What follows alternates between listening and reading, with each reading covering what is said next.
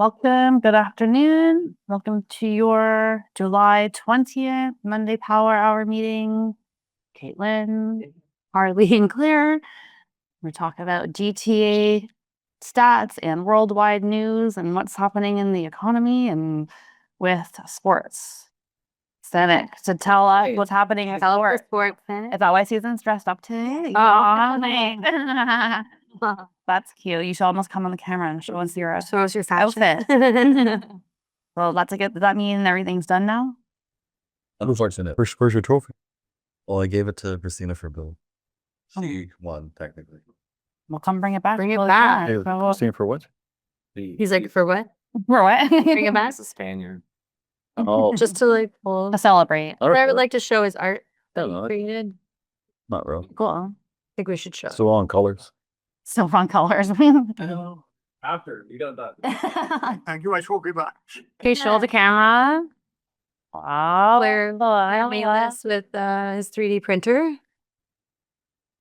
We're selling a lot of these fidget things. And we're trying to convince them to now make this. We went to the farmer's market this weekend and picked up with Dragon. So when the real estate market doesn't pick up, you can just get into 3D printing. $2 probably. Random figurine. Did anybody watch the World Cup, the final game? I didn't. I thought it was on at 5 o'clock. So But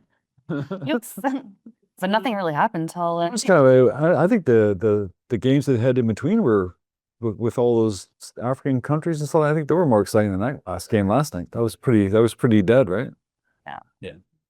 Right. Would they have like one shot on the whole game? Yeah. Single shot all game. Holy smokes! And then Spain only had what, 1 or 2 goals the whole tournament against them. Only 1 goal against them. Wow. I don't know. It's defense. That's what's. So they said at the very beginning Spain was #1 seed. So it's almost like it came down to exactly what they said the seed should be. Spain deserved that. Yeah, oh yeah. The one goal in like 7 or 8 games, whatever it was. So gee whiz. Yeah. Would have been nice to see Messi get sort of his legend, you know. But That's all. No. No, people are okay. I think they're all just happy about who won. the reason why I said people aren't going to remember that Spain won this like 5 years, 10 years from now. They're not going to remember. But if Messi had won, they would remember he won like he's the world champion, right? Well, the funny thing is, Trump hates Spain, and he had to give them the trophy. You had to give it to them? So funny. They actually cropped him out. They had like the picture, like the team picture, and he was like, "Hi, Golden." Just trying to get And it. everyone ended up cropping it down. Why was he doing the? Exactly. Exactly. He did it also with the something else. It's because he got the FIFA Nobel Peace Prize. No, he was in the photo for someone. I think it was soccer again or hockey or something. He's just right there. So. No, he cut off all tree. He thought it was just the. And then on the way home, he says, "Okay, Canada, he's going to tear off Canada for all the wildfires, right?" So how do we? I don't know. I mean, what he's saying is correct. We should have proper management for the forest and that. But Canada's gigantic. I mean, it's so large. You can't. There's no roads. There's nothing. It's a wilderness, man. It's like I don't know. It's almost like having a hurricane coming up from Florida. Say, get rid of those hurricanes. It's USA's fault, right? Interesting. Nothing to do with global warming. No. Or budgets or. They don't believe in global warming, anyways, right? So it can't be that. So. You feel that bad because a lot of companies getting open. Yeah, so it's very weird. Well, every day, so. That's fun. So how were open houses this past weekend? Anyone here in person run one? Otherwise, we'll refer WhatsApp to online. So Arslan did one on a brand new construction home. Both days were busy. Saturday 8 groups, Sunday 6 groups. So that one was HST rebate was applicable. So that was an interesting thing to do. So it was just inventory business and built in. I don't know the locations of these, but Cameron did one 2 to 3 on Sunday, and 4 groups showed up. One was a neighbor. Michael did one for Sandeep and Mississauga, 10 groups on Saturday, 3 on Sunday. Jen Lang did one in Mount Albert with 0, but it's sold conditional, so She said that was a seller requested open open house. house. And Salah did one, I think for Sanic and Scarborough, 8 groups. A couple of them seemed interested. Sanic also did an open house on Thursday night too, right? Well, Chad did it for yours. That was the activity on That the was Thursday on night. Thursday night. Nonstop. Nonstop Thursday night. So not a bad opportunity if you guys have listings and you don't want to host a weekend. I think that's like Open key house? for summer because a lot of people also on the summer are away, but they're Yeah. here during the week. So I like the idea of a weekday. Was that a special property to do during the week, or is this just trying to? Try Chat on to do a Thursday night. I'm like, yeah, sure. It's in his farm area, so you wanted to. Yeah, it was like, say like 10 week. 10 groups came through on a Thursday. You did it, what, 3 o'clock or something, right? Or what time? 5 to 7. 5 till 7 on a Thursday night in the summer. Okay, that's Mhm. Very interesting. very interesting. And I know Salah did your Sunday at a different time, right? So what time did he do Saturday? 3 to 5 on So Saturday. he did 3 to 5. Tried all different People did things. show up at 2 o'clock. So They did show up for Yeah. you? Because they're just used to it, That's, right? yeah, it's ingrained in them. So maybe do the 2 to 5 just to cap. But he was busy still, even until 5, Yeah. I think. I think he even got The it. right thing. because Yeah. Most people that are used to for 3 o'clock at 4 o'clock most. Yeah. Yeah. But people are still staying after 4 till 5. So you could just make it a 3-hour, whatever. Just be there. There's no right answer. Just do one. That's funny. Anybody doing open houses know when they close at 4 o'clock, people are still trying to go in there after That's 4 why we o'clock. kind of thought, okay, well, he's like, let me do some showings until then and come till 5. But that's okay. Do you know if the people that came earlier waited around, or I guess they can't track it? It's hard I to. feel like those guys look like nosy. That's true. So that's a good way to weed out that. Yeah, very fair. So open houses are still like busy though. They're still happening. He was busy, right? This week, like I have a listing and I was getting no showings. This weekend I got 5 showings. Okay. Interesting. So like I think just lately this weekend things are picking up more. Yeah. Okay. Yeah. Where's that listing? Ajax? Mhm. I think our Ajax one got showings on the weekend too. So no more Canada Day holiday till the next holiday civic weekend beginning. So right now we have 2 No. weeks until the next long weekend. Yeah. Oh man. So this might be an interesting week for a bit of a pickup, but I think while we're talking about like days, I did read an article on what's the best day to list a house for sale, which I thought was kind of fun. Do you guys have like a specific day that you guys think is a proven day that is the best day to list a house? Yours is Tuesday morning? Monday or Monday or Tuesday? What's yours, Susan? Thursday? Friday night. Friday night? Wednesday? So this is what the article was saying. They did a poll to see what people would say. And of course, everyone was kind of like all over the place. But there was an agent here that says that he lists homes on Thursdays. And it basically what the point of the article was that he was saying he asked 5 agents, you'll probably get 5 different answers. Some swear by Thursday, other prefers Fridays. But at the end of the day, or some will say it doesn't matter at all. This agent says he lists Thursday. But what's the most important is having a consistent system, which is what we talk about all the time, is having a very systematic way of doing it. So he lists all of his properties every Thursday because it keeps everything repeatable for him. And so he just has a process for it now. So if he goes to a listing, a presentation, he'll go in and he'll say, yep, we're going to list your property on Thursday. And that way he can have a repeatable system. So even if he has got 2-3 listings, they all go up the same days. They all wait for the next Thursday because it kind of gives him a consistent launch schedule as well. So he'll do like the photography, the staging, marketing assets, pre-listing promotion can all be planned around a predictable timeline. The team knows when to prepare for the launch. So basically having a system in place is ultimately more important than what day you list. So if it's on Mondays, then hopefully you've got some sort of pre-planned marketing on the weekend or the coming soon, whatever it is, or if it's Wednesday, hopefully it's a repeatable system every time. I think we like Thursdays as well. And the reason why we like that is because we know our stagers typically stage on Tuesdays and Thursdays.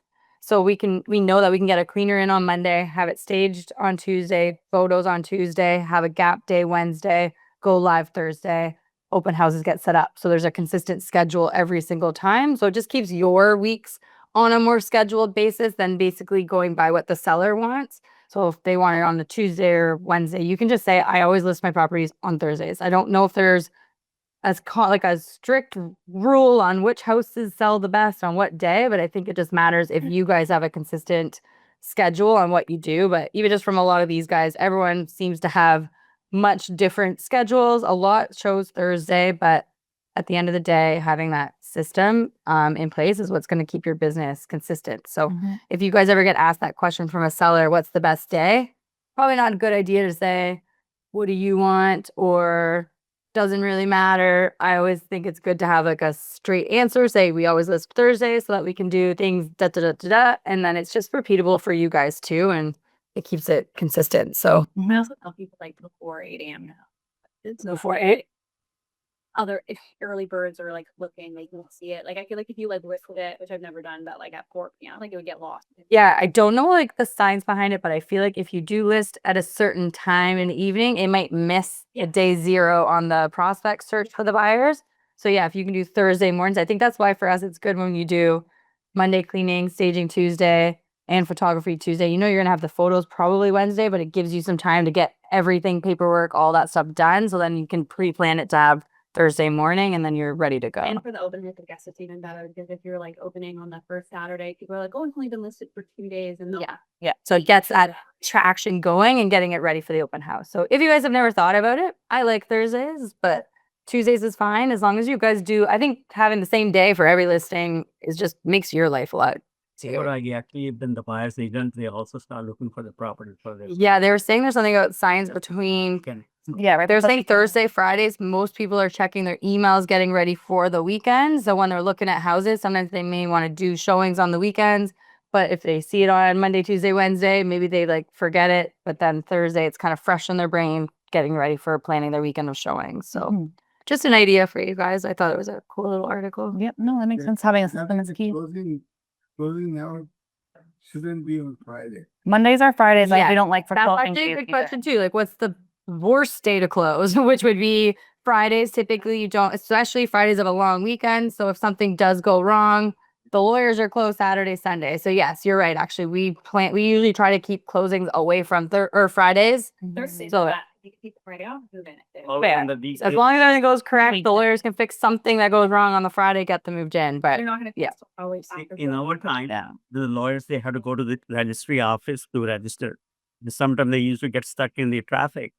5 o'clock, the registry office goes, they couldn't close that area. It's online now, but still, I find it probably taught you guys a lot, the right? delays that they have are from the lenders now. So they're waiting for the lender to release money, right? So, Funny. but yeah, typically it doesn't happen till after 4 o'clock. Yeah, So. I guess even on that topic too, if you guys are picking closing dates, try not to do closing date same day if they're buying and selling. Try to close on the sale, their purchase first, and then their sale after. If they can bridge, even for a day makes a big difference. Because yeah, if you do same day, domino effects, someone doesn't close, it could get a little messy. So we always try to at least give it a couple days. Most people can do a week, what we find, like a lot of people can, but there are situations I think with seniors that need the cash to buy a property, and a lot of the time those guys do have to close on the same day. So you just have to give them a heads up to have a family member ready to take them in home if something happens. And Yeah, we've booked a hotel room Yeah, before just for them to like hang out and wait in. And if they don't need to use it, they get their keys. Great. If it does get delayed, they don't get the keys. Especially with condos, we've got to book elevators and stuff. We've had people just have an extra room just to hang out, and then no one ever had to sleep there though. But we haven't had happen, but thought of a camper van. well, we did have a problem once where the movers were too early and the Yeah. property hadn't closed yet, and the movers are just chilling with all their stuff and like being like, we gotta go, but we didn't have a home with the keys because it hadn't closed on their purchase yet. So you can get those into some sticky situations and sometimes. But, yeah. And just a little bit careful on closing dates too. When you do bridge financing, it's okay to bridge financing, meaning that you own 2 houses for a period of time. But you can't get bridge financing if you don't have a mortgage. You can't get bridge financing if you've got a TD mortgage on one house and a Scotiabank mortgage on another house. Yeah. So it's got to be the same lender and it has to be a mortgage involved. So be careful when it's not just easy clicking fingers and bridge financing. There's some things. They carry 2 houses. Sure. Yeah. Yeah. So you really have to hold hands with your mortgage brokers when you guys are doing your conditional periods and talking about that closing date too of both properties. So there's a lot of moving parts that you have to think about. We've got a situation now, just tales from the street. That's all it is. So a situation right now where the buyers can't close. We're the seller.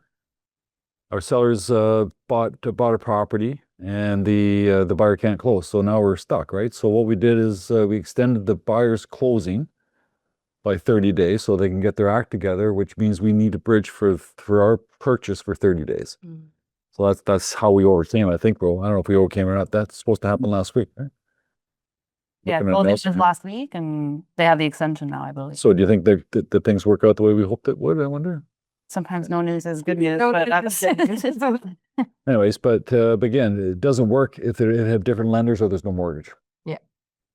Yeah. Interesting. That's a good one to know then. yeah, it can be a domino effect. So Mhm. one person not closing can really Oh yeah, trickle it's down to a awful. whole It's a bunch. mess. Mhm. I like been like had to pay like $500 in damages because it's not just the deposit you're up at. Like it's if they can't close on their house and they have to hold two houses, you can pay the mortgage on. Yeah, there's damages on both sides too, right? Yeah. And so who pays for that? Yeah, closings are tricky right now. Not as easy as it was.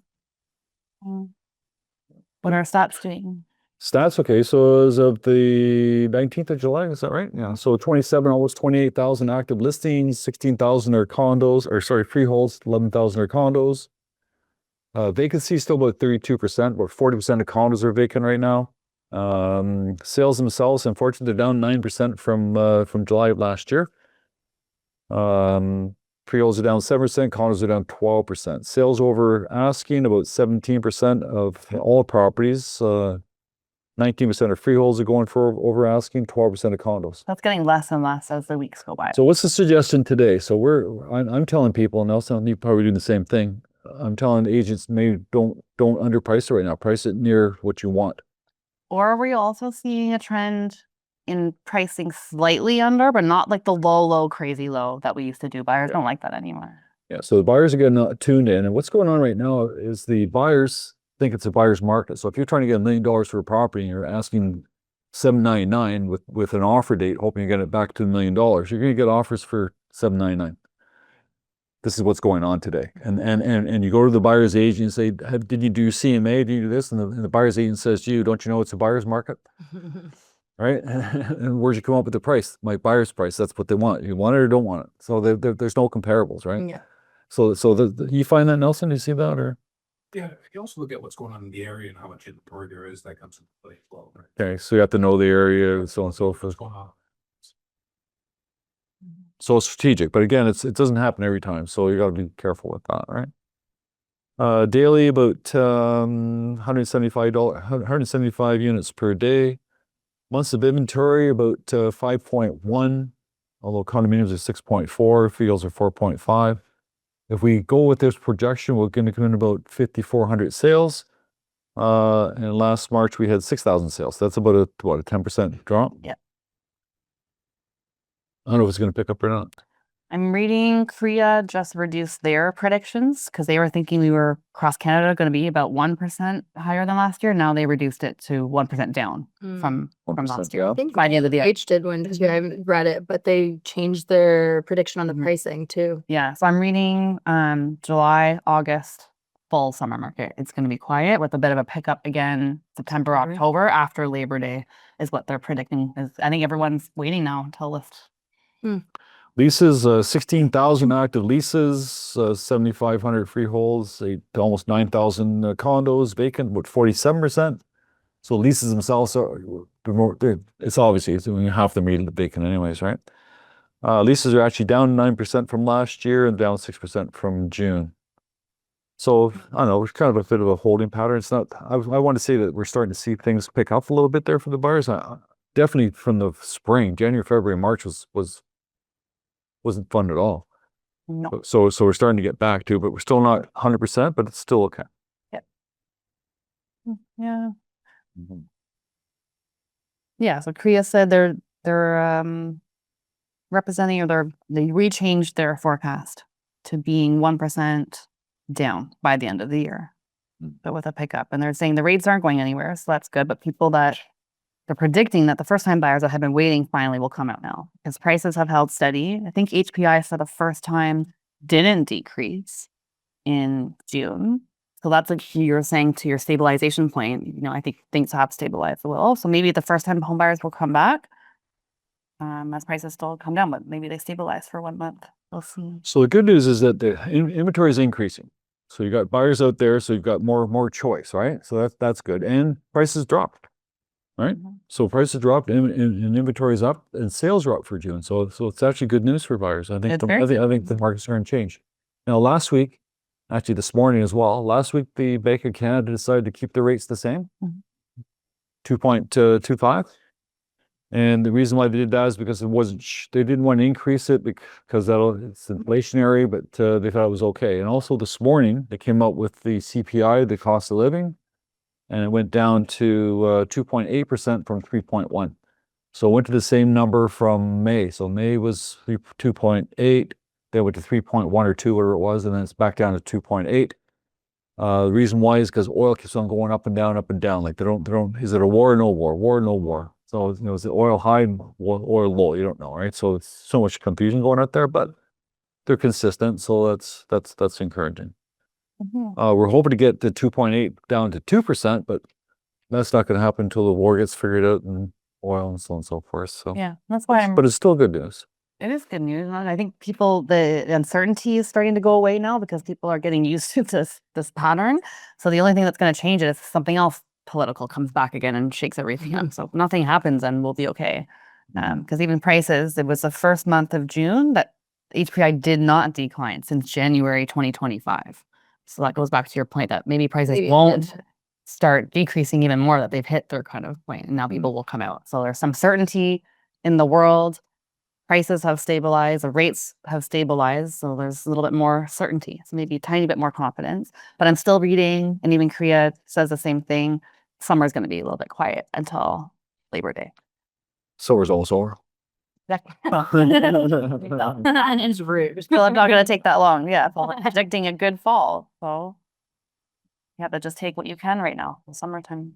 You can keep going. Has anybody been around the new home builders on the weekend? Anybody knows what's going on with new home builders? Anything going on there with that HST? Because I'm reading that that it's been fairly active. I'm reading that they're starting to get some traction. That some people are seeing some benefits to getting that that discount on the HST. Does anybody else notice that yet? No. What I'm reading, it's very slight. Like it's not a huge. It's just a little bit more in the rural areas. Because I'm still seeing tons of signs and building centers and sales centers. Doesn't seem like a whole lot of. I think you're right because we're talking about Oshawa, we're talking about Ottawa, we're talking about Belleville, and I'm not sure. There's building everywhere. There's the tons of Yeah, but second. But are people buying? are Like they actually building? Because I'm not sure. I don't know. I'm not sure if actually they're selling, but I'm not sure they're building just yet. I'm also reading that developers, at least on the condo side, they're trying to push government to end the foreign ban, which is set to end in the first half of next year. I still don't know if that's really going to be what pushes that condo market back. Like there's some people saying like, even if they did take away the ban, there's still not people buying these things. Because yeah, it was a small percentage already. So Right? Like let them in. yeah, like let somebody in, right? I know. I wonder on that pre-construction, how many were foreign buyers? Well, there's mixed 'Cause- things. Sometimes 'cause I know- it wasn't that much, and sometimes you read it was a huge percentage. No, of our agents, they're 50% were foreign buyers. Right? But I think even with the ban, they were just paying the tax on it. Like they were still coming, they were still buying. So I don't know if the ban really did that much to help inject Canadians buying their own real estate. Nobody, like Canadians aren't either. Just so you know, I forget the numbers there, but they're talking about federally get rid of the foreign buyers ban. That's federally, provincially, even if they get rid of it, the provincial, they still have a 25% surtax on Ontario properties. So still out there, so they haven't changed that. Likely they might change that too, though. So developers, they want something, they're just trying to get anything. But at the very least, even if they did remove it, they're saying the PR of that removal and the confidence, that might help a little bit, just in general help. What they're saying is it might push Canadians to feel FOMO now that it's opened back up and people see Canadian as a good place to invest, and the Canadians that live here will also agree that it's a good place to invest for themselves. So maybe the PR of the confidence injection may help a little bit. Still be good news, but better than no news. I talked about this before too, but finally Toronto Star came out with an article about how the condo pre-sale model isn't working anymore. So we've known that it's changed, quite a bit over time. It used to be that the buyers would fund these projects. They would use their deposits as secured creditors for the banks, as opposed to the banks funding it themselves. And so there was a time in Toronto where they needed pre-sales because they wouldn't get the lending without the pre-sales. So they started cutting down on costs and sort of attracting this investor type model. And we're very different from most cities around the world, like Paris, Tokyo, New York are just a few that the condos build first with financing. You get to go in and get to take a look at it. Not the buyers funding that project. They've got the funding already, but it takes more time. So they build them first. They don't pre-sell them based on a floor plan. And they're targeted to end users. So our market here will eventually change into that model, but it's going to take a long time for banks to take on that risks, for just our natural way to buy pre-constructed condos. That's going to change too. And they're going to have to build them differently with end users in mind. So the whole floor plan is going to change. The way that they court the end user buyer is going to change. It's not going to be this VIP platinum worksheet type sale anymore. It's going to be a open house and come in and enjoy the lifestyle. So it's a very different way to sell. And it's going to take a long time. But eventually, I think you'll see in 10 years, the Toronto pre-sale market will be very different in the way that they market it and sell them as well, because people are not going to be the ones to fund it. Buyers don't want to fund the projects anymore. But yeah, it's going to change, and around the world, it's already changed. So we're not. Some builders here, like Daniels has done that too. Daniels has done a bunch of projects where they've made it for they made it for, but these are 4 units. But they pre-built them before they sold anything. Yeah, they did it in two units out in Pickering there. So. No, that's what I think we're going to see more of that, because that's where the buyers are. If they want to attract end users, they're going to have to market and sell it to what they're looking for and how they want to buy.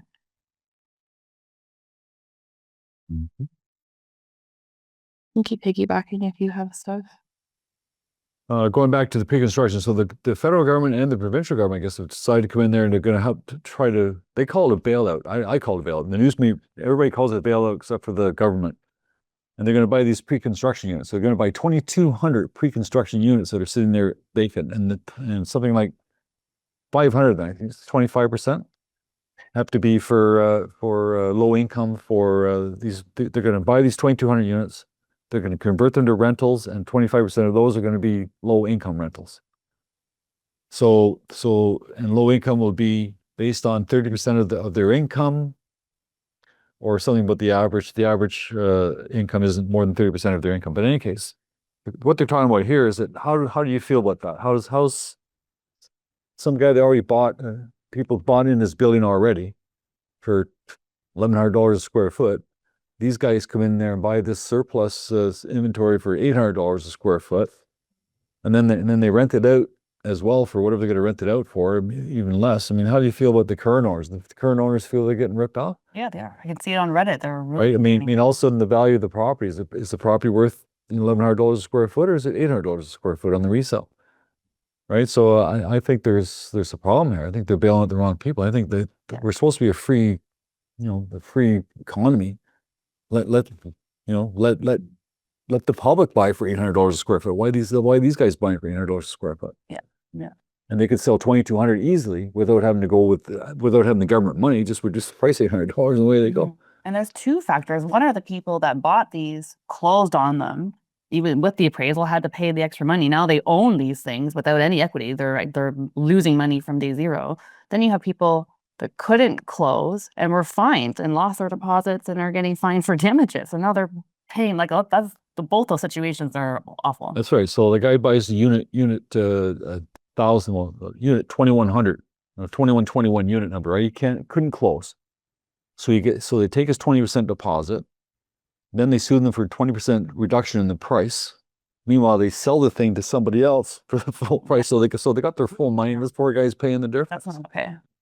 I think there's some political things going on with that. Yeah, I even saw just an example on Reddit. So he writes his personal stories. I'm a 20-year-old kid, got into the pre-construction because that's what I could afford. Bought a condo for $600K. It's worth $400K today. I'm down $200K today because I'm stressed every day. And he's writing to Reddit, the Reddit world. He says, what would you do? And thankfully he got good advice. They said, well, are you living in it? Yeah. Do you plan on moving in it? No. Can you afford to pay the mortgage on it? Yes. Then stay in there. Eventually history will come back again. It will come out. But yeah, it just feels panic today. But that particular situation where you're living in it, you can afford it. It will come back. Man, what a hurt. I'm so gut today. Yeah, just 20 years old. And we sold pre-construction that way. We sold it as, hey, you can't afford resale. by pre-construction. You know, we didn't explain the costs and everything at the end, but there's people old and young that are in these situations right now who are wondering, why the hell did I do that? But So what's the lessons for us for the next time this comes around? Like there's some hidden costs there. What are the hidden costs? If you buy a condominium, what are the development charges or the hidden costs?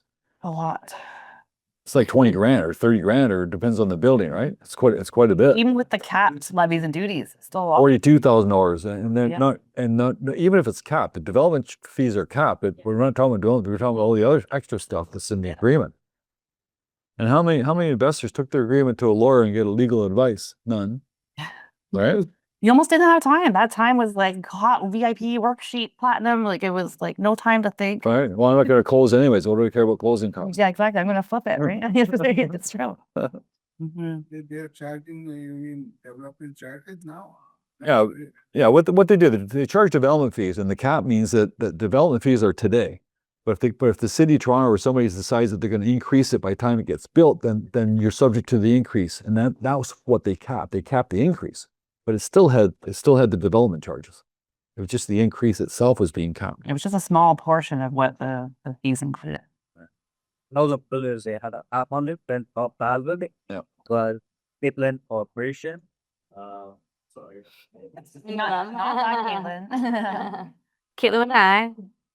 Katelyn Builders. Yeah, with an eye. From Apple, and they showed like, or a two-bedroom condo, $40,000-$50,000 builders. Wow. Yeah, I had a client close on a 400 square feet condo, paid 70 grand to close it at the end with VIP capped, blah blah blah blah blah. Wow. This was in North York. Cap is 0%, like I said, it's 0, right? But you're right, they can increase it by the time it's built, within the time, right? That's right. Oh, it's a child, that's one. That's yeah. So you're capping the increase, but you're not eliminating it. Right. I think you got the point that here the city agent will doing the deal, and also the lawyer must bring it to the event. Yeah, it's less, a little lesson, If right? you're using a crap lawyer, they just sign it and that's Yeah.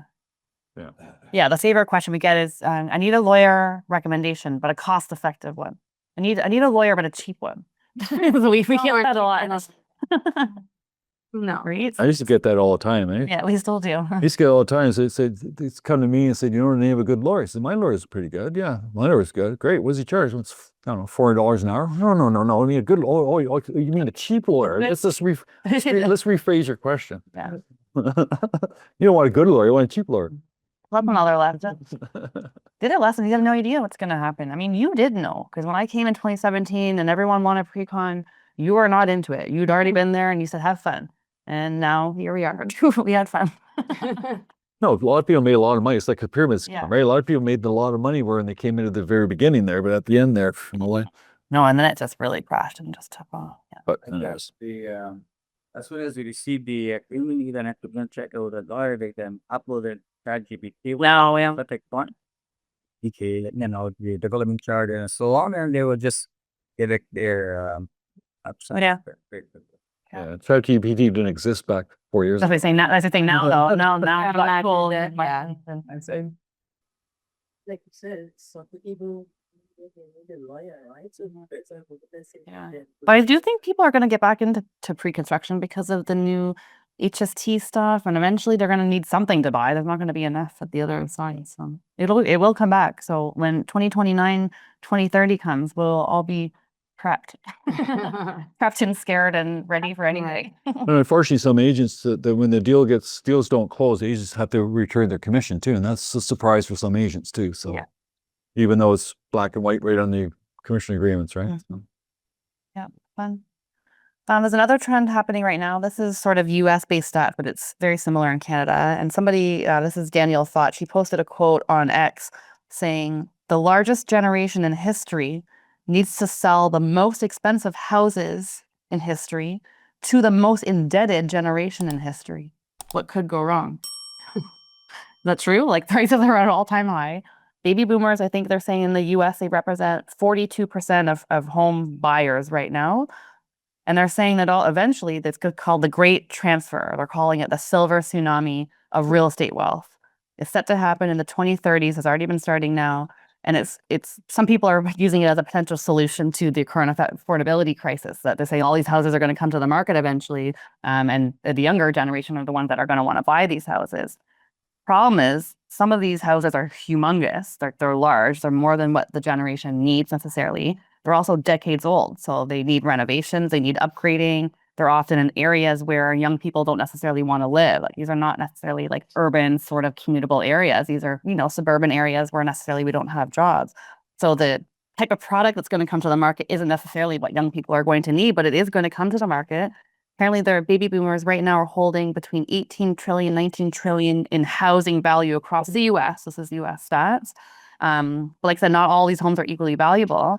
And at some point, they're going to come to the market. The problem is when they come to the market, are the younger generation going to be able to afford it for the price that they want to get for it? And can they take care in the way that it needs to be taken care of as well? So this is going to happen in the 2030s. It's going to happen in Canada as well. And it may help affordability if it all comes at once and people don't have a choice but for prices to come down and compete. But we'll see. But there is going to be a huge wealth transfer over the next few years in Canada and in the US as well. They're saying Gen Z and millennials only represent about 4 and 26% of home buyers. So still baby boomers today are representing the majority of home buyers. That will eventually change if affordability changes. So it'll be interesting to see what happens. But the great transfer or the silver tsunami is coming soon. That will be a good thing for you being in real estate because these people will need to sell houses. So we've always said first-time home buyers, as I think the focus is right now, government's focusing on them, but maybe that's not the focus we should all be focusing on because affordability is quite tough for them. Maybe there is people that are aging in place that need help to sell their bigger houses. And that's came back to our conversation last week about working with seniors and figuring out what they need to help because it's not as easy. They don't move as easily as some people do. So that's where you can help as an agent. Talk with that later. Okay, just a couple things that again, trails from the street, whatever happened there. So open houses, guys. When you do open house, you make sure it gets on realtor.ca, right? Do you remember how to get it on realtor.ca? Everybody? Because I forgot. That's okay. That's why we're here now. Add it onto your So it's a two-step, right? Technically, Two-step. 3 steps. What are the 3 steps? So your realtor.ca with your open house button in add edit. Wait, if you do it on like your ad listing, won't it go to real product? So if it's in the body of the listing, so if it's in the same section where your price and all your details are, that will only go to agents. It's called broker open house. So that section truly is for like a true broker agent only open house. If you do it in the ad edit, but it's a separate button that says open house, that will go to realtor.ca. And then Broker Bay is a third one if you want your colleagues and everybody in Broker Bay to see it. So the third step is an optional step, but your most critical one is your realtor.ca open house button in the listing. Broker Bay would let like Just, our own Percy Fulton agents. Yeah, it's what we've seen. So, yeah, it's just extra marketing for agent. So make sure you do that. Mm-hmm. So anybody looked at Treb stuff there? They got this thing called Realm Verified Transaction Platform. And I'm not sure if anyone's going to use it. No, it's not for rental. new It's one? for all listings. It's supposed to be a secure repository for your documents. So for your agreement of purchase and sale, I suspect that lawyers and mortgage brokers have access to this, and they're trying to secure it with blockchain type security. It's not a deal admin tool. So I thought it was a broker tool, but I think it's an agent tool. Okay, and what it does here, so it's almost like a Dropbox or a cloud or something there. So you do a deal. Once the deal is firm, then you load up the deal into this Realm Verified Transactions, and then you load up any amendments, and then you load up any waivers. And then rather than sending that information to the lawyer or to your client or else, you give them access to the same database. And they go into that database and they get the information that they want. You follow me there? Mm-hmm. And so rather than somebody saying, well, I never got the email or you didn't send the attachment or else, it's all blockchain. So it's all as a paper trail and everything else. So a lot of agents do that. Same thing with the lawyer. Rather than having to email to the lawyer all the docs and the waivers and where else, you just give the lawyer access to this database as well, and the lawyer gets the information. I had a feeling they were going to try to loop in some sort of FinTrack compliance to this, because that is where it would start to make sense for me, where you're IDing your client and the mortgage broker and the lawyer have that same identification, but they're still only talking about documents. And I still know lawyers that fax us invoices. So I don't think you're going to get all lawyers on board. So this is Clients don't want an extra login thing. well, this is for a high tech person. This is somebody that's into high tech and that. So it's only you only start it when you get a firm deal, and then you start loading up the stuff. That like the wire wouldn't hack and like Yeah, I don't it know. would be it could be messy if I didn't also email them. Yeah. So I don't know. Yeah, like I don't know as a prop Well, type I- tool. Like I could see a global type tool where it was like almost like mandatory. Everybody has to put it into like this way doctors have their portal, but this is just like a prop text type thing. Mhm. I think it probably has something on there that every time that someone makes a change to the file, everybody that's part of that file gets notified. So if you load up a waiver, everybody that's in that blockchain, that thing, they'll get notification you did that. But the other thing they talk about is having a one true source document, like an original true document. And I guess they're trying to prevent fraud from, I guess, editing other documents. Like if you load in your agreement, that becomes the only agreement. And you can't like, I don't know if we have fraud like that. Maybe more in the mortgage world. Like I can't see why having an original digital document would be. Like Think- later on. I don't know. I guess it's to avoid someone going in with a PDF and I think the idea is everybody has a complete package. I think Yeah. Anyway, so we'll see. It's just started last week and that. So I thought maybe it was a broker thing, but it's an agent thing. We'll just see how it goes there. That means you have to educate your client, educate the lawyers. I think it's going to be a big learning curve for everybody. Oh, thanks. Your last week to complete your FinTrack quiz. There's a chance to win Blue Jays ticket and a day out with the Fultons. I think a lot of people, maybe not many people signed up, Jenny, just in general, from the brokerage or no?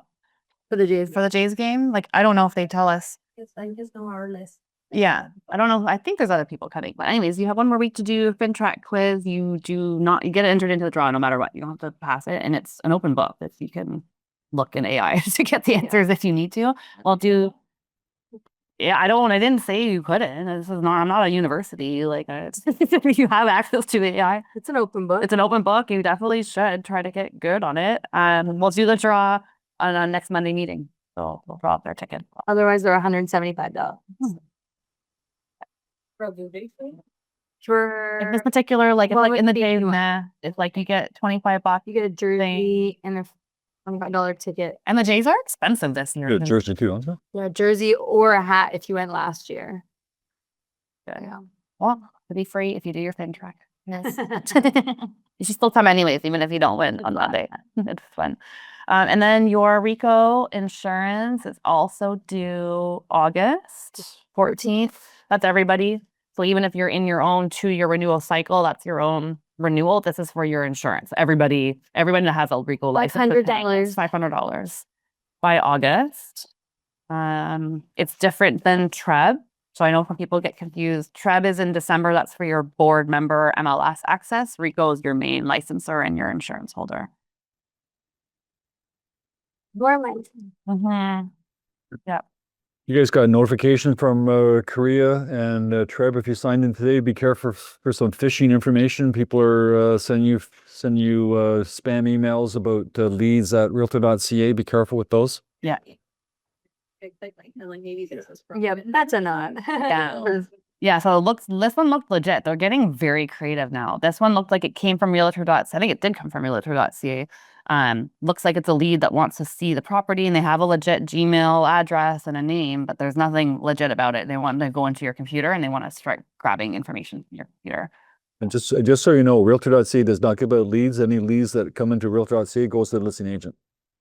Yeah, you're not just going to get a random lead. So they're not a lead gen company, right?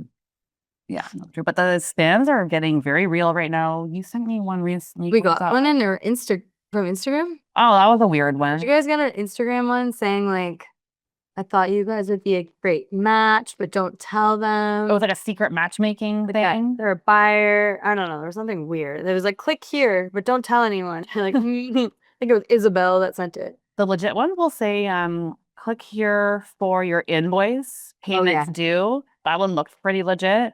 You can always tell, like, don't click on it, but if you hover over it and look in the bottom, it'll say like have a huge long string of like characters and stuff. It won't be like a legit link. They tripped us from the Package tracking, click here to track your package. That one's really common. We had it happen at the front desk. We had one that came, looked like it was from a real estate agent that was like, click here for my documents. It looked like a Google Drive link and it wasn't. It was phishing.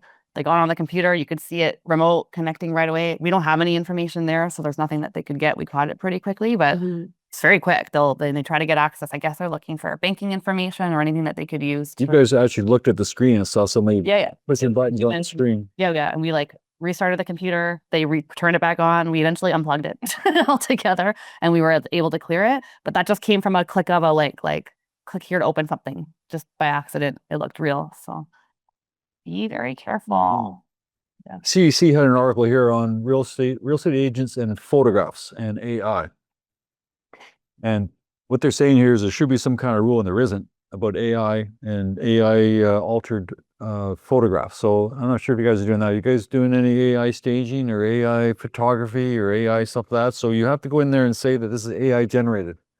Somewhere description on there. You just can't go in there and change it. virtually staged or Virtually staged or AI generated or something on there. You just can't be putting stuff in there that's wacky, right? Yeah, I think eventually you're going to see them mandate something in the brokerage remarks or even in the client remarks. They're probably going to make us put a statement or something there that's what it is. Even as a brokerage, at some point, we're going to have to create an AI policy for Percy Fulton. So that's not probably this year it's going to come. I just printed out this for fun, just for a naughty list. It's all public. You guys. This can all see the- this is RECO enforcement. If you ever get bored and want to find out what people get sued for or what it costs, right? So this guy here put in the wrong property tax information.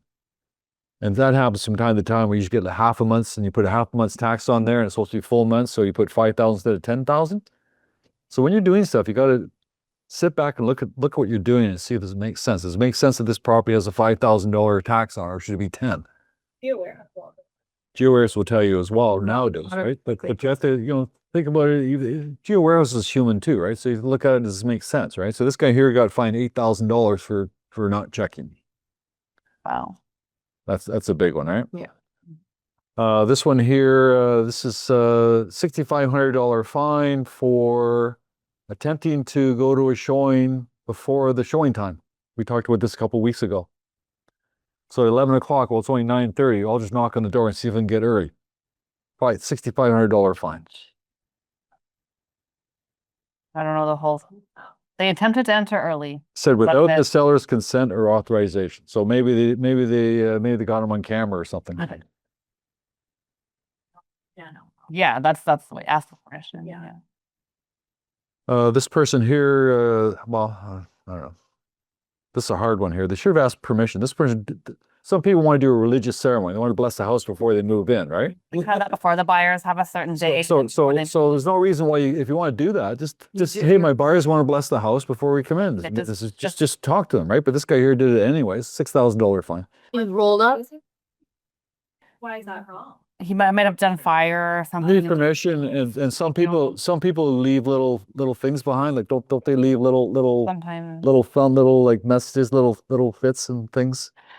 No, that like if you brought like sage, like would that be like that? Not maybe if the sellers are living there, maybe not. Yeah. $6,000, right?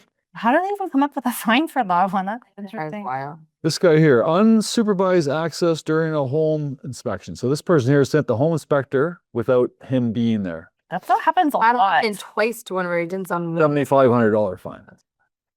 I think they think that because a home inspector is an inspector, they're like on the list of like a qualified person, but they're not. It's You have an appraiser or a real estate agent. So this one here is $7,500 for unsupervised access during a home inspection without seller's consent. This one here was permitted unsupervised access during a home inspection without seller's consent. This guy got fined $6,500. Yeah, how come one was 1,000? So one was $7,500 on the June 24th and one was $6,500 June Oh, just 23rd. permitted it. That's why. So somebody asked this is a listing agent. Someone that said, can I come without? Both the same. Oh, they're both, yeah, I don't know. One guy was worth Both the same. $1,000 difference. $1,000 difference, right? Yeah, He's probably done it before. This guy here had to pay $7,500 to verify property tax information. What was the other guy fined for? 8, so. Second time doing it. That's my guess. Those are big fines, though. Those are that's the entire fishing check. Yeah. So anyways, Final, like, you know, that's like the. It's like the, yeah. well, no, because they'll have to do the fine plus to do courses too. They're probably have to do $1,000 course too. Probably more. Mhm. Stay out of trouble.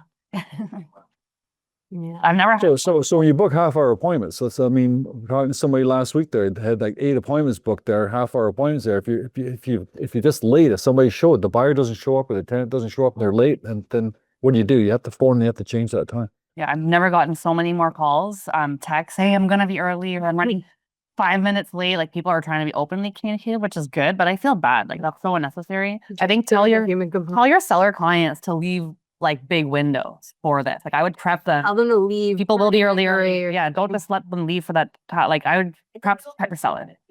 Yeah. Just tell them to have some grace. People are driving around. And don't You need some time. back at the exact end. Yeah, I would prep the sellers more because, yeah, we're getting lots of calls and I'm feeling kind of bad. It's getting kind of ridiculous. Say it again? Sometimes you call this agent, right? Mm-hmm. You don't pick up. Yeah. I always call the office. Yeah. And I always say text too. Yeah, text, Texting, call. like, we'll get a lot of the agents call and then they don't leave a message or a text. So if they don't pick up, text them. That'll probably be quicker Should action. we just put a broker If- note too and say like to the front desk, like you can say like buyer's agents are allowed to be 15 minutes earlier. But I think it's like day by day dependent too, right? Like And if you're a friendly agent, Yeah. put that in your Yeah. listing so they know you're an accommodating. So we say that too. We're like, yeah. hey, don't worry, I know why you're calling me. Do what you need to do. Like, thanks for letting me know. Yeah.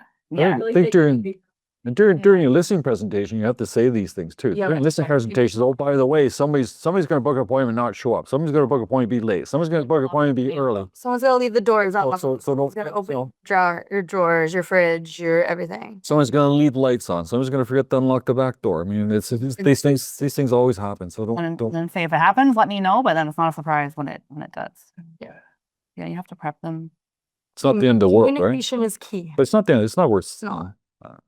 No. But you might get an angry seller, so you gotta be careful. I saw in Holiday like the buyer that left the door open while they were snoring it the whole time. Yeah. So 30 minutes they were in the house and the door was open. She's like, I don't know if an animal like she gave Yeah, like like- actually just like a raccoon was there the other day and we worried and I'm like, yeah. I know. Like don't say anything in case they offer, but after they offer it, Yeah. Because the other one, you don't want to like yell at the agent. Your best offer. Do like it, and they want to run an offer in. Yeah. That's fun. Alex, Other end of this weekend, I showed the properties that's flat out nowhere. And you didn't lock the bars? It was 15 minutes to one. It would stay long at one of them, and it just ended up cascading. Yeah. Just Yeah. hell, right? Yeah. One of And you're calling all of them like, them. yeah. Yeah. It's really hard. It's kind of an art. Yeah. Yeah. 30 Yeah. You end up in Fenland Falls? Yeah. You went to Fenland? Did you go to Fenland Falls? Oh, okay. Yeah. I would book like longer than 1 hour time slots to like call the office and do a manual non-broker booking. I need to book for an hour and a half. Like, just give me this window Yeah. of time because I don't know. Like, One of the agents told me prior to, and she was like, they have cameras everywhere. Oh. So, very good to know. Going silent, show up on time. Basically, you wanted to know. like, Go I always wave to them. on. Like always. Like, go. Say you show up half an hour, but that's fine. You're considered in your As long appointment as, time. as long as you finish and complete in your window. 5 minutes before the end of my appointment. It used to be like that. We would book every appointment was an hour, and sometimes they would overlap, but you would give yourself that You have the hour. hour. If you were early or if you were late, then Yeah. it didn't matter. COVID You were- changed it to like 15 There's minute, COVID. half an hour time slots, and then people just never went back. Yeah. I I think it people was got, because there were so many showing. Yeah. So like we'd be like, great, you got 15 and you didn't want to minutes. like overlap. But now it's like, no. Even for your listing, set it so that people can book 60 minutes or 30 or whatever they need to do. And then you can also call the office and always book a manual thing for. I think you can book 2 book slots. two. I've done that before too. That's like the lazy way, but Yeah. yeah. I'm good. We're good. Yeah. I'm just gonna, I think we talked about this back in June, but does anyone have any listings like not selling? And You're gonna go down your list again? I'll just do a quick list. So if you guys have any listings that aren't selling, There's some simple ways, I guess, that you can improve your exposure for these properties. I'll probably be sending emails out to any agents that have any listings over 60 days again. But obviously price, that is one big thing that will always re-trigger a property. And even when you guys you can do a cancellation relist, which I think is the most ideal to relist it so it shows up as day 0. Other strategy is the price change. So even if you do change the price, it will show up as PC and still show up in the buyer's email again. We've talked about updating the photos. I'm still seeing some of even our own photos, which is really embarrassing, with snow on the ground. So if you have a listing right now that has snow, just go pay $50, bring the photographer back, do exterior photos. Use AI for that one. You can probably use For snow, it turns no one to but if it green. gives it a driveway that Yeah, like true, you, true, true, you just true. gotta be careful.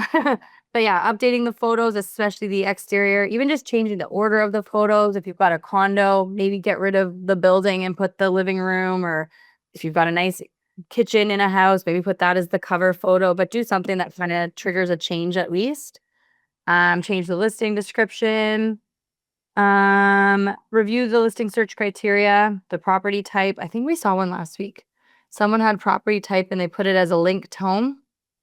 And it wasn't. So like even that could, like, if someone writes they don't want linked homes and yours isn't, then it could. So just make sure you go back and recheck some of the features that you guys have on I there. even saw one that was a condo and they had it as a common element type Yeah. as opposed to just like a regular condo apartment. So yeah. Oh yeah. No, didn't you have like they listed it as like a bungalow, like I have an apartment bungalow or something like that. So it was a condo that was a big condo, and I think it was maybe a marketing thing. They were trying to target, But that's but nobody it wouldn't come up in the search actually if it wasn't a condo apartment. So no one's searching for a condo bungalow necessarily. yeah. So pay attention to that stuff. And like, even if you've got clients that have a budget of like $850, and even if you list $875, you're already cutting out of like that filter range also. Just go back and research. I'm going to send out a bunch of emails this week to some of you guys that have a lot of listings, give you guys some suggestions, but be careful with that. I was going to talk about it today, but then I forgot to bring it up. But Carly and I have been playing with Claude, of course, but we have been doing CMAs with Claude actually. So if you guys do have some listings that aren't selling, Claude created me a really great report that I should have brought, but we hadn't seen the house yet. It's in Innisfil, but they just wanted like the sellers are in Alberta, so we couldn't go to the house, and it's in Innisfil. And so I just did a quick CMA based off of the comparables. So we looked up, I think I put into Claude the PDF of 5 comparables plus the house when it sold in 2011, and just said, just for fun, like, give me a home evaluation on this.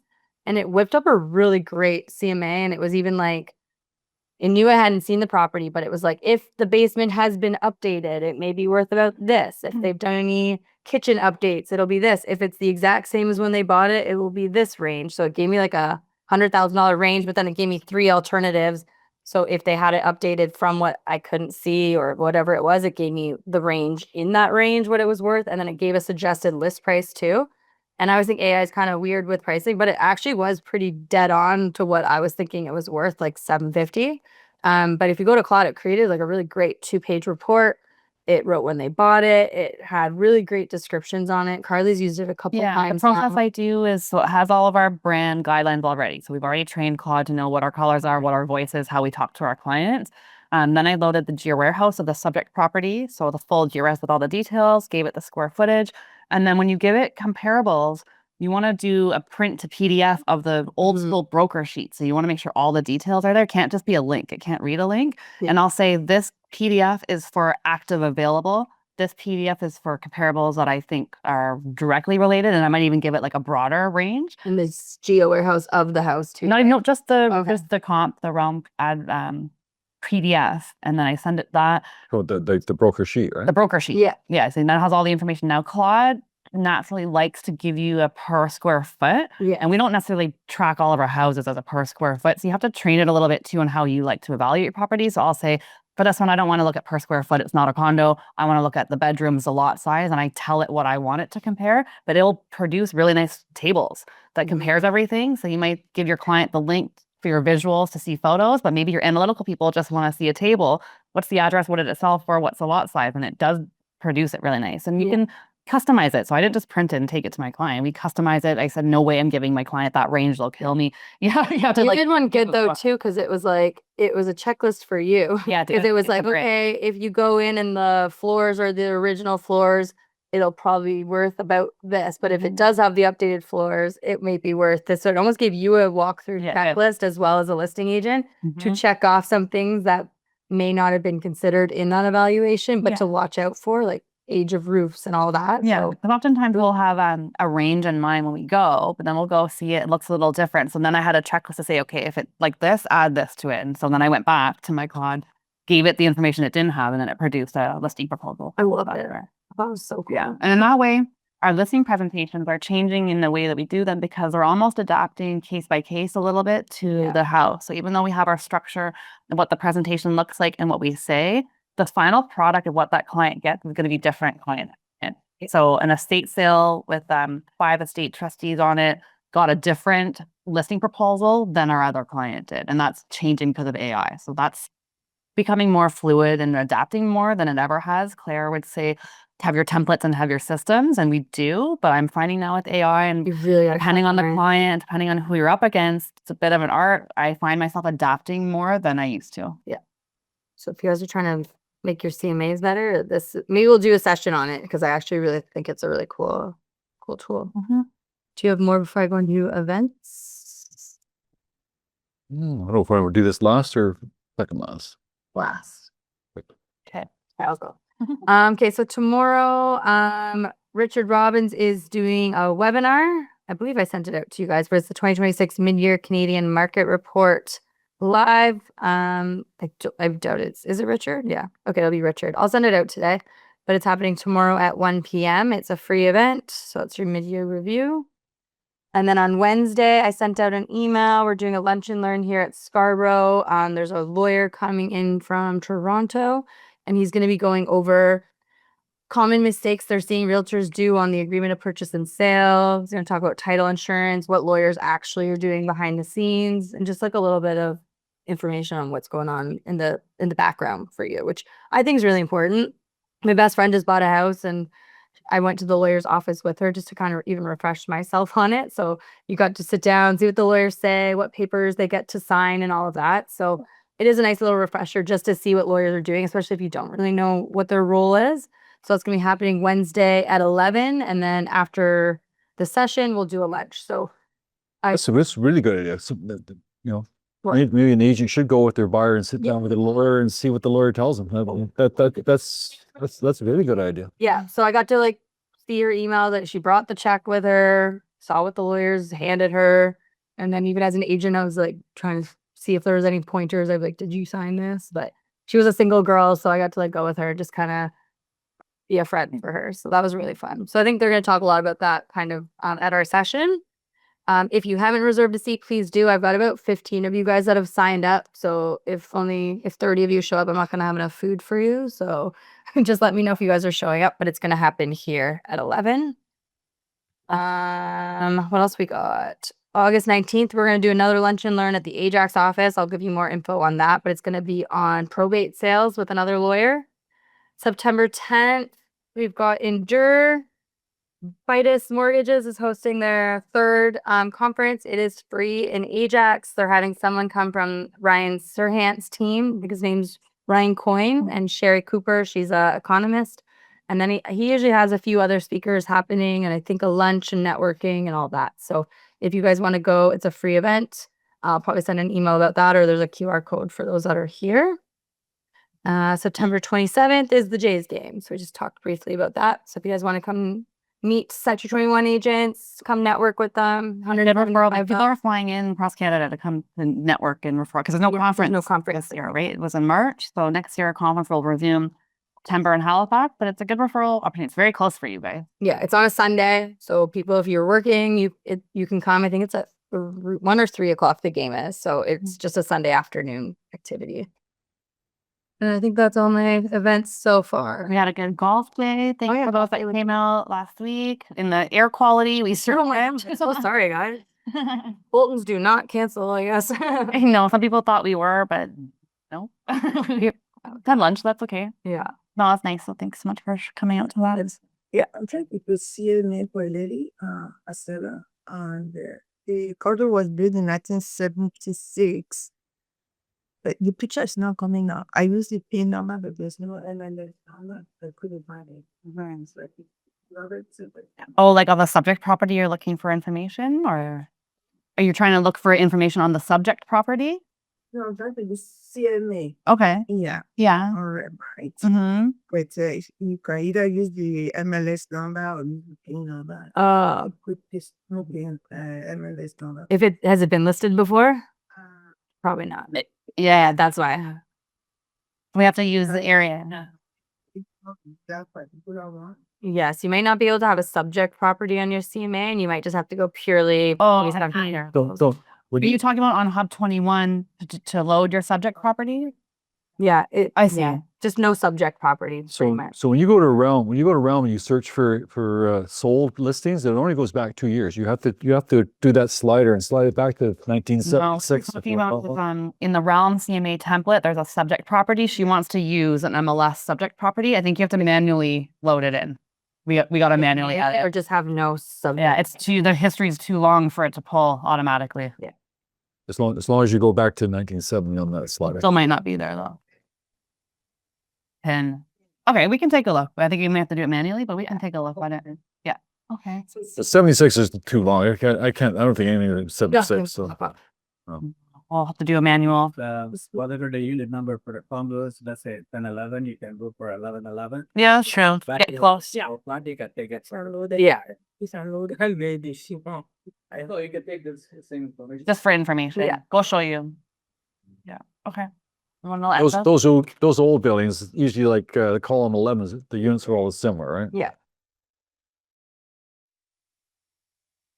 All right. Yeah. Summarize. Finally, just talking points, right? Monday morning Briefing. briefing, right? So So GTA market continues its gradual recovery. So the market is recovering. In June, we had 9.4% increase in sales for June over June versus June last year, right? Inventory remains well above historical averages. Average selling prices are still below last year's levels, and buyers continue to still enjoy negotiating power in most market segments. Yes, they do. They love negotiating. Right? So buyers are returning, but they're taking their time. We know that, right? Although more buyers are entering the market, they're viewing more homes, making fewer emotional decisions, negotiating harder, and expecting value. Today's buyer typically shops longer than during the pandemic years and is more willing to walk away if the price doesn't make sense. Is that true? Yeah. Not just price. If something is not aligned. Condos continue to face pressure. Yes, new condos do. I'm not sure about the existing condos. Detached homes continue to hold up better. Housing starts continue to slow. Mortgage rates, we just talked about that already. Yeah. And the coaching tip of the week, stop talking about prices, start talking about opportunities. So prices are down. What should the customers are hearing the prices are down. What they should be hearing is, have more choice, more negotiating power, less competition than buyers had just a few years ago. Well, these are all positive things that the market's following. Yeah, that's good. I think now, if sellers aren't listing right now, they will list after Labor Day. So start prepping your clients now. Like you said, I hate that summer's ending, but it's not that far away. So now's the time to kind of get the house prepped and get it ready to go so you're not missing out. If they're not ready now, they should be in the fall. Yep. Okay, no holidays. We'll be here next Monday and we'll see you for the Lunch and Learn on Wednesday. Have a good week. Bye.